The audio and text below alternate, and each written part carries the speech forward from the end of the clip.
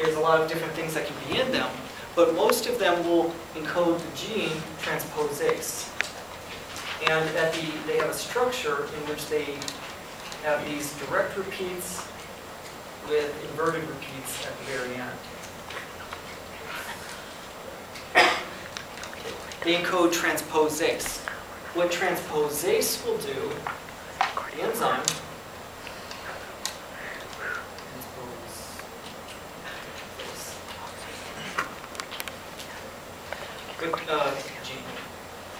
what transposase will do is it comes in and it will cut at these inverted repeats to more or less pull out the simple transposon and reconnect the DNA. Okay? And the transposase will carry this thing someplace else in the genome where there is a sequence that it likes. Okay, one of these direct repeat sequences. It'll cut that open, reinsert it at that location. Cut. This guy moves over, reinserts, and we'll recreate this initial structure, except at a different location. So simple transposons do not replicate themselves. They simply migrate in the genome. They will move from one location to another location. Okay? It is only if DNA polymerase happens to be replicating through this area when they happen to move that they can replicate by accident, more or less. The other major kind of transposon are what are known as retrotransposons. So how those work is, rather than moving, those will replicate themselves. So a retrotransposon, again, there are two major kinds, but the basic idea is they encode the enzyme reverse transcriptase. They may encode a different enzyme, but that's the major one. So they have the gene for reverse transcriptase. The retrotransposon is transcribed into an mRNA,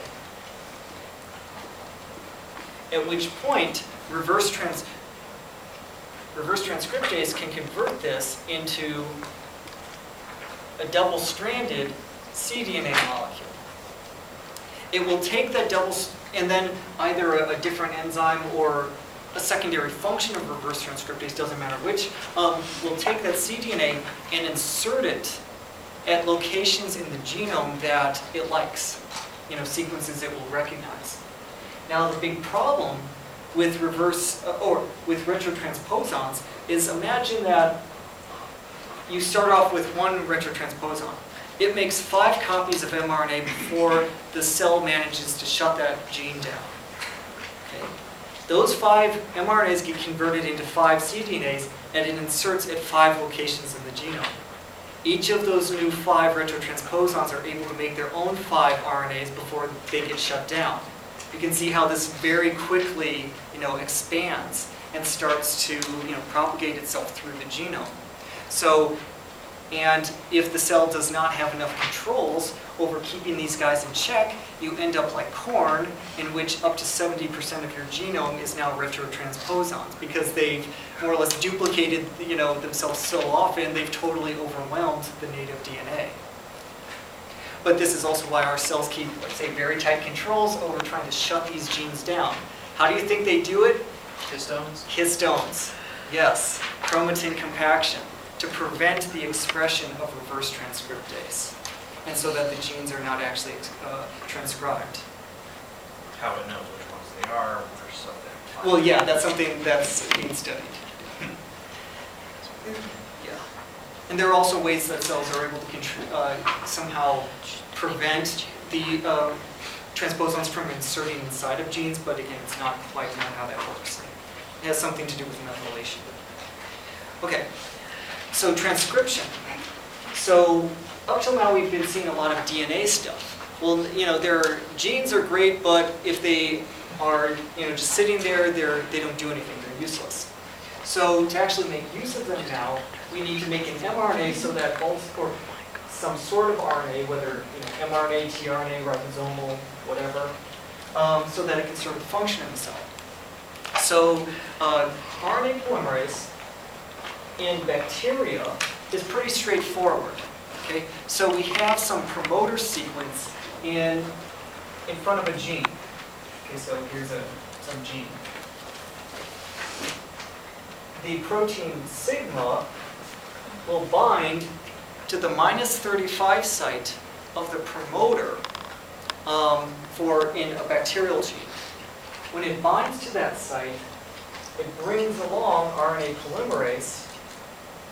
RNA polymerase is then able to open up the DNA at the top box.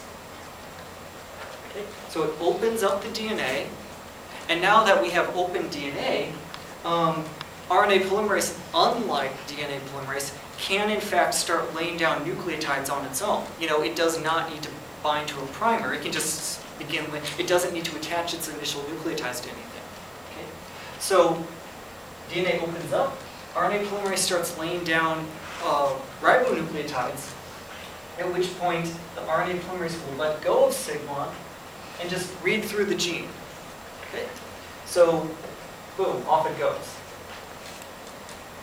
Now, once the RNA polymerase gets to the end of the gene, how does it know where to stop? So bacterial genes have one of two ways to stop the transcription, and that is the row-independent transcriptional termination and row-dependent transcriptional termination. The way those work is for the row-independent, when the polymerase gets to a certain section at the very end of the gene, it will create a sequence in the mRNA that will very quickly form a hairpin while the mRNA is still present inside of the polymerase. When this hairpin forms, it stalls the polymerase, because the polymerase, this thing gets stuck because the hairpin can't exit the polymerase. Immediately following the hairpin is a sequence of U's, okay, encoded by A's on the DNA. Because A and U, the interaction is weaker than between G's and C's. There are only 2 hydrogen bonds rather than 3. Also, the pi stacking is weaker. This series of AU interactions is weak, and so the RNA effectively peels off of the DNA. This thing falls off of the DNA. Okay? So between the fact now that the RNA has peeled off of the DNA template, the ribosome is stalled with this hairpin. More or less, RNA polymerase gives up and lets go of the DNA template. Okay? Thus, having stopped transcription at this location. So row-independent transcriptional termination relies upon a hairpin followed by a series of U's, a poly-U sequence. For row-dependent transcriptional termination, it's similar in that the RNA polymerase will get to a point at the end of the gene where it reads a sequence that will very quickly form a hairpin inside of the RNA polymerase. Again, stalling the RNA polymerase. But the difference is that rather than being followed by a series of U's, it's followed by just a series of random nucleotides, which are able, whatever you want them to be, which are able to remain strongly bound to the DNA, such that the mRNA remains attached to the DNA. Okay? So the RNA polymerase is stalled, but it won't let go. So to get the polymerase to let go of the template and the RNA, you need a protein, Rho, which will be sliding along the mRNA when Rho gets to the polymerase, this isn't exactly what happens, but more or less it gets to the polymerase and yanks the mRNA out. Okay? It effectively, when Rho hits the polymerase, it causes the polymerase to let go of the DNA and the mRNA, causing the whole thing to fall apart. And so transcription is now ended at that location, shortly after where that hairpin formed. So you can see in both systems, similarity. They both have a hairpin that stalls the RNA polymerase. Difference. The independent system will fall apart on its own because of the poly-A. The dependent remains stuck and needs a protein to pull the RNA out.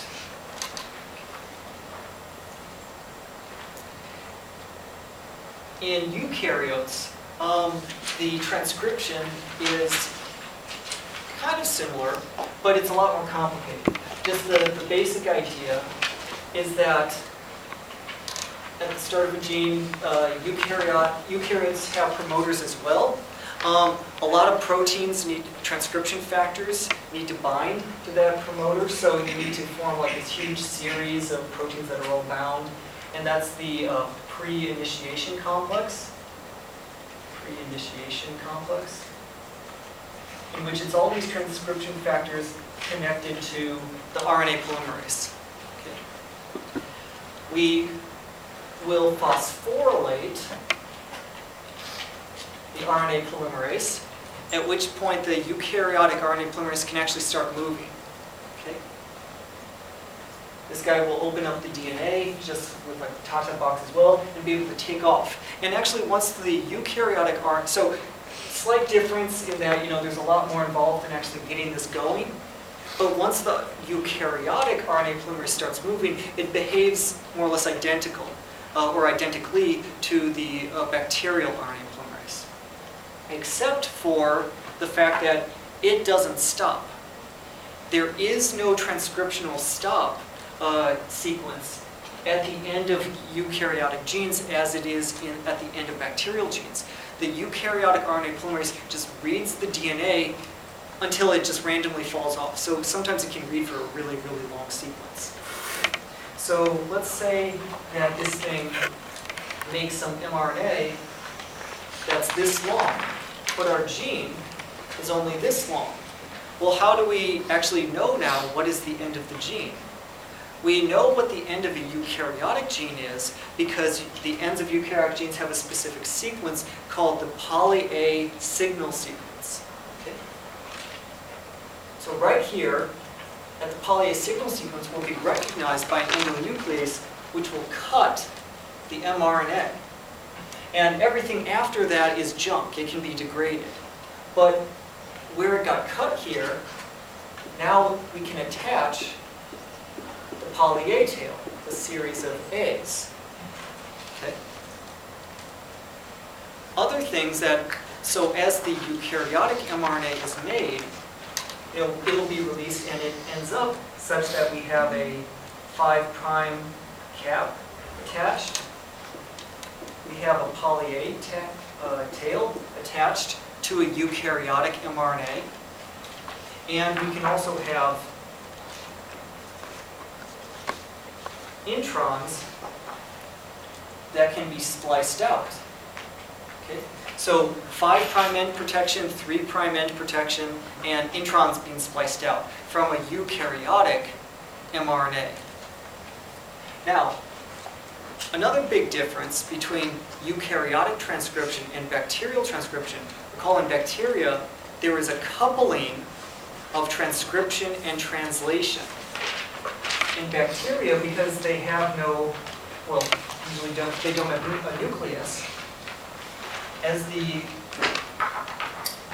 mRNA is made by the RNA polymerase, the ribosomes are right there in order to start making proteins immediately. Okay? So effectively, there doesn't need to be any sort of modification of the RNAs because the RNAs get translated immediately in eukaryotes. However, we have our mRNA that's made by RNA polymerase But this is all still inside of the nucleus. So in order to convert this mRNA into something that the cell will be able to recognize and say, yes, you're actually ready for prime time, you're ready to be transcribed, all of these modifications need to occur. You need to take this pre-mRNA, convert it into a mature mRNA by capping both ends, cutting out the introns. Only at that point can the mature mRNA be exported from the nucleus, where now, out here, the ribosome can finally bind it to make a protein. Okay? So this is part of the reason why you don't need modifications in bacterial mRNA, but you do need modifications in eukaryotic RNAs. And just a second. And one last thing is, also the ribosome will not recognize an RNA molecule to be read unless it actually does have that 5' cap. So that's how the ribosome knows, oh, you're an mRNA, which I actually need to read, as opposed to, say, ribosomal RNA, or small interfering RNA, or one of those really bad viral RNAs that don't have a 5' cap. Don't want to translate those things. Okay. Question? So the 5' cap have to be removed before the mRNA goes out of the. Correct. Yeah, the 5' cap, all of these modifications, the poly-A tail addition, 5' cap addition, and splicing by the spliceosome complex all occur within the nucleus. And at least these two things have to occur before the mRNA can actually be exported from the nucleus. Yes?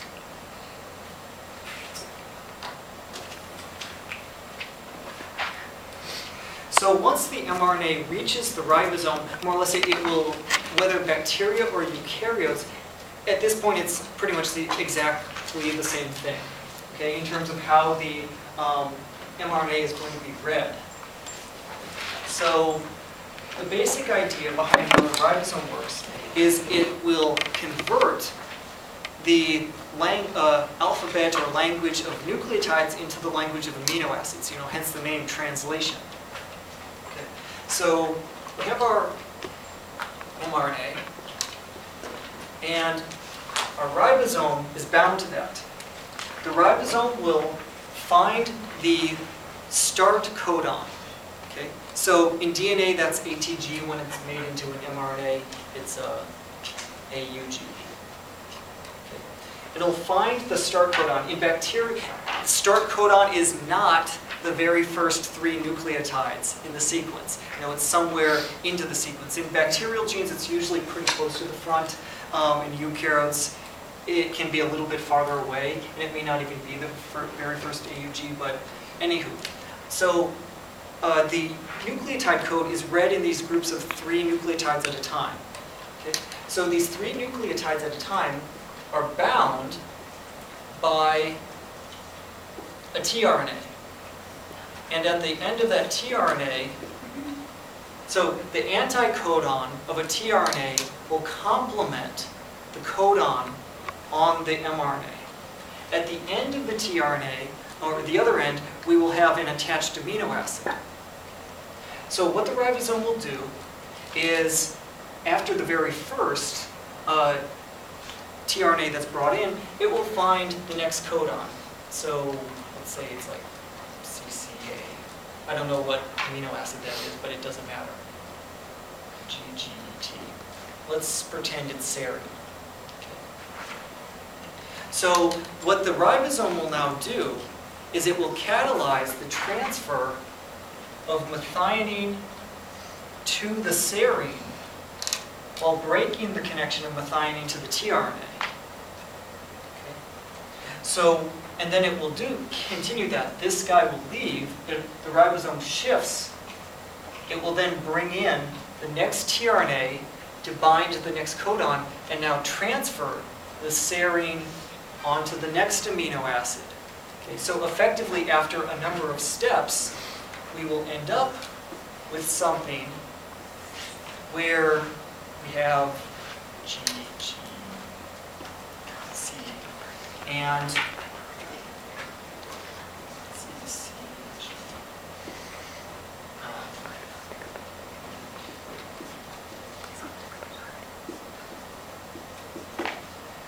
So what the ribosome is doing is every time it brings in a new tRNA, it transfers the growing strand onto the new tRNA. So let's say there's another one here that's proline.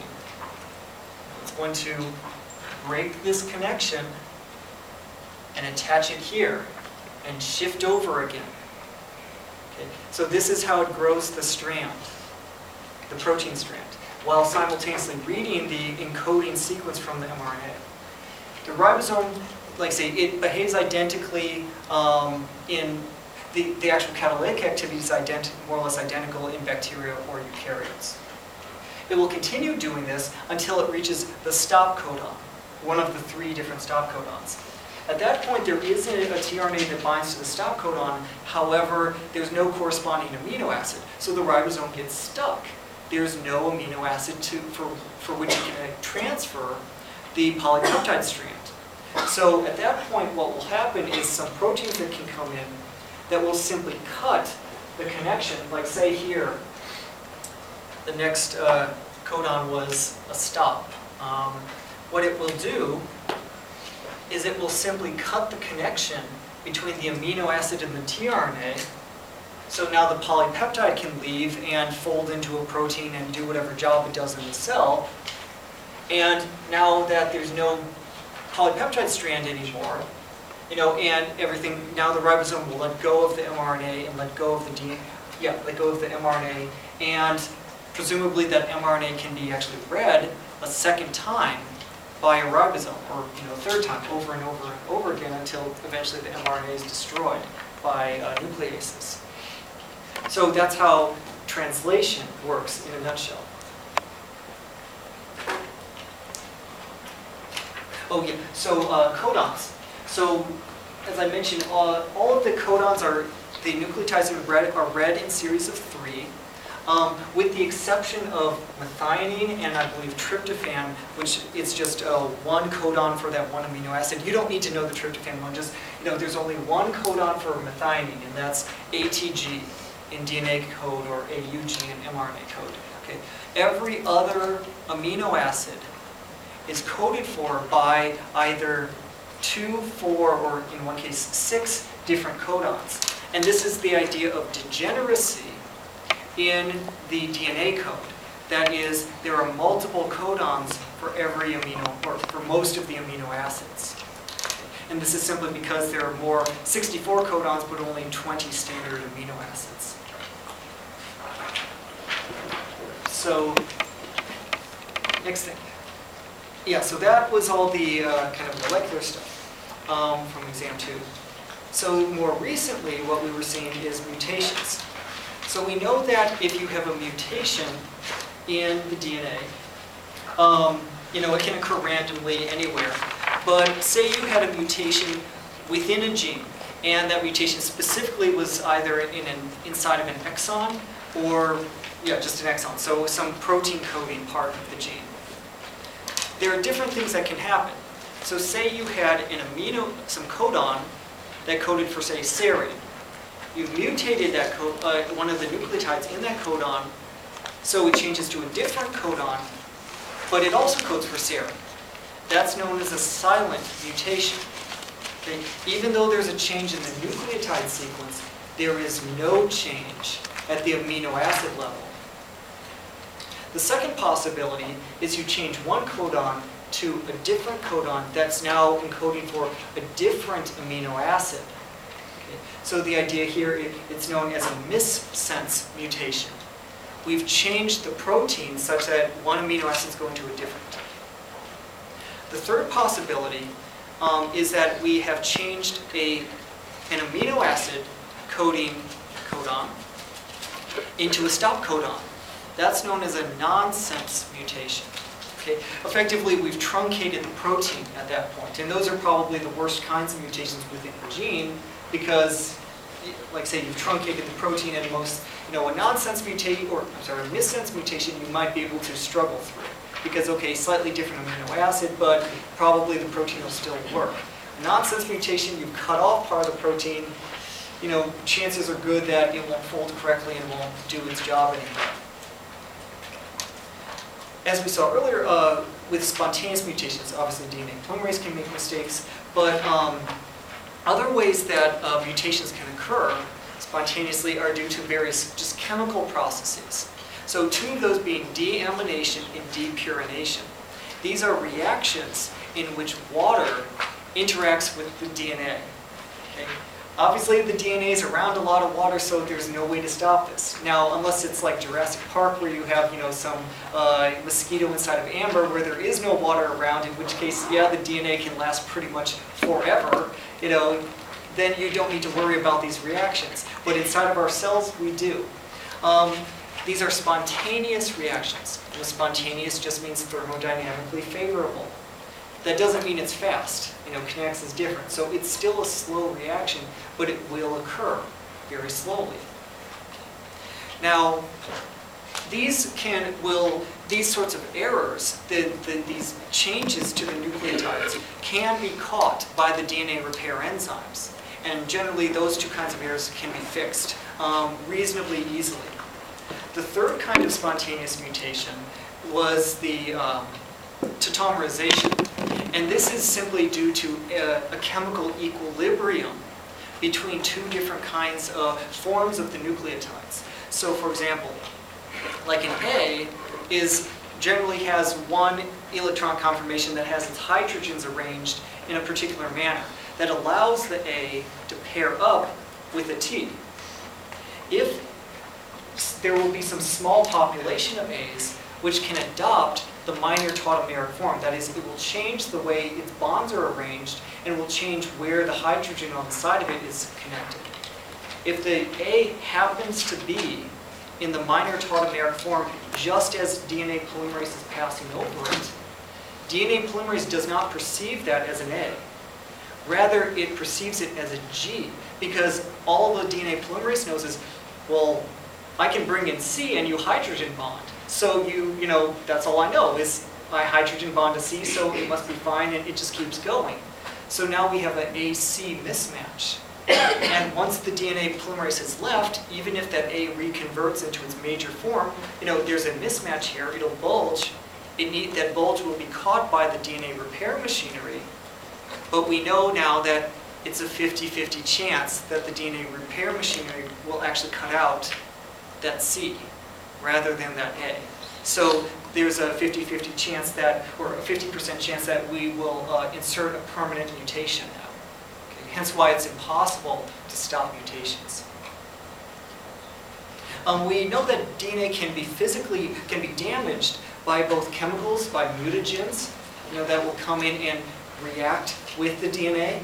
And also by things like reactive oxygen species, just various chemicals that change the structure of the DNA and generally causes bulges in the DNA. Again, these damaged nucleotides can be caught by the repair machinery. Physical damage to DNA, so things like radiation, as we saw with UV light, this can cause things like thymine dimers, or X-rays can cause it. More energetic radiation can cause single-strand breaks. That's pretty easy. You just need DNA ligase to connect the backbone. Double-strand breaks, that's a bit more challenging. Double-strand breaks can be repaired through that double-strand break model of non-homologous recombination. They can also be repaired through what's called non-homologous end joining, which is you just take two ends and you just cut out any overhang, and the DNA ligase just sticks them back together. Okay? So yes, this works, but it kind of only works if you only have a single double-strand break. This is also why high doses of radiation kill us, because if you had a ton of double-strand breaks in your DNA, the DNA repair machinery has absolutely no idea how to reconnect those ends. So they will reconnect them in a random order, and then the genes won't express correctly, and more or less the cell will die. Okay. We had also seen how these non-homologous end joining can also lead to changes in the structure of chromosomes. You create a double-strand break in one chromosome end, it will take that end and potentially even attach it onto the end of a completely different chromosome. Now, for just small changes or small errors in the DNA, like single nucleotide damage, these can be repaired by 3 different systems: base excision repair, nucleotide excision repair, and mismatch repair. So the base excision repair, how it will work is it will cut out just the single damaged nucleotide. And then DNA polymerase can just fill in that one tiny little gap. Okay, pretty straightforward. Nucleotide excision repair and mismatch repair are 2 different systems, but they both work the exact same way, which is they will cut out a huge region of DNA around the error. They'll just rip out a whole single strand with that mistake damaged nucleotide, and then DNA polymerase can come in and fill in that whole empty strand. Can you repeat the names of those, sir? They were quite complex. Yeah, the base excision repair. Base excision repair cuts out just a single nucleotide and fills, the DNA polymerase will fill in just that single nucleotide. Nucleotide excision repair and mismatch repair systems behave identically in that they cut out a large strand of the DNA that surrounds the damaged nucleotide, and then DNA polymerase can simply fill in that large region that was gone, okay, using the template strand. Oh yeah, if damage occurs within a gene, it is repaired faster than mutations in intergenic regions because RNA polymerase will stall when it gets to damaged nucleotides. This is the basis of transcription-coupled DNA repair. You know, the RNA polymerase stalls at a nucleotide. This recruits DNA repair enzymes, which will, more or less the nucleotide excision repair enzymes, which will cut out a large segment of that DNA, and DNA polymerase can fill it back in. Obviously, it's important to repair errors inside of genes, you know, more quickly than outside of genes, because genes actually need to be transcribed. It makes sense. All right. So, gene regulation. So we know in both eukaryotes and bacteria, they use activator proteins and repressor proteins to turn on and turn off genes, respectively. These transcription factors can be regulated by molecules from the environment. And these molecules can be categorized as either inducers or inhibitors / co-repressors. Okay? And inducers serve the net effect of turning up gene transcription, whereas inhibitors and co-repressors serve the net effect of slowing down transcription. Now, bacteria, generally, their gene regulation is pretty simple. They might just have one activator or one repressor or something, and so it's not all that complicated. Eukaryotic genes tend to be because the regulation of gene expression is much more complicated, they can have multiple regulation sequences. And so that's why we refer to these sequences by more specialized names, such as the enhancers and silencers, because a single eukaryotic gene may have multiple enhancers and silencers. Now, we also know that gene regulation can occur through the DNA methylation type stuff, which I talked about a little bit earlier. Alternative splicing, I guess this would have been better up here, but with eukaryotic mRNAs, when I mentioned they can be spliced, there is a possibility of splicing them in different ways. So for example, in this gene, we had 3 exons and 2 introns that got spliced out. There are different ways to splice this mRNA. So for example, the spliceosome may ignore a particular intron and leave it in. Okay? So you've created a slightly different mRNA. And it can do that for the other one as well. Or potentially, it can totally ignore the 3' splice site here and jump straight over to the 3' splice site over there. Effectively, we've now cut out 2 introns plus the exon in the center. Okay? So in this case, there were 3 different possibilities of mRNAs that could be produced. due to alternative splicing. The basic idea behind alternative splicing is it's kind of like a gene economy type idea, in that you can make a greater number of mRNAs and a greater number of proteins from a small number of genes. That is, you can get multiple proteins out of a single gene. So for example, two eukaryote, like in our body, two cells will have the exact same gene, but they might splice the mRNA produced from that gene differently. So our muscle cell will produce maybe the protein it makes is some cell surface receptor. You know, our muscle cell produces one type of cell surface receptor, our brain cell produces a different kind of cell surface receptor. They're both pretty similar, but maybe because their structures are different, they bind to a slightly different molecule, and now this allows the cells to differentiate. You know, the cells have different proteins in, even though they have the same gene, they have different alternatively spliced mRNAs, different proteins, they're different cells now. Molecular cloning, or the basic idea behind molecular cloning. So we know that if we want to, say, express a protein or something, what we can do is take some sequence of DNA. We will cut it with restriction enzymes. Okay? That will leave sticky and presumably sticky ends at the end of that sequence. If we take a circular plasmid and cut it with the exact same restriction enzymes, we can have a linearized plasmid, and now the sticky ends at the ends of both our gene fragment and our plasmid will match up such that using DNA ligase can connect these ends such that we have now inserted that gene into our plasmid. And now we can express that gene or do whatever we want with it. We know that we're not restricted to just DNA in terms of doing this. Say we want to clone an mRNA because, you know, eukaryotic genes have introns. We want to express a protein. We need to get rid of those introns.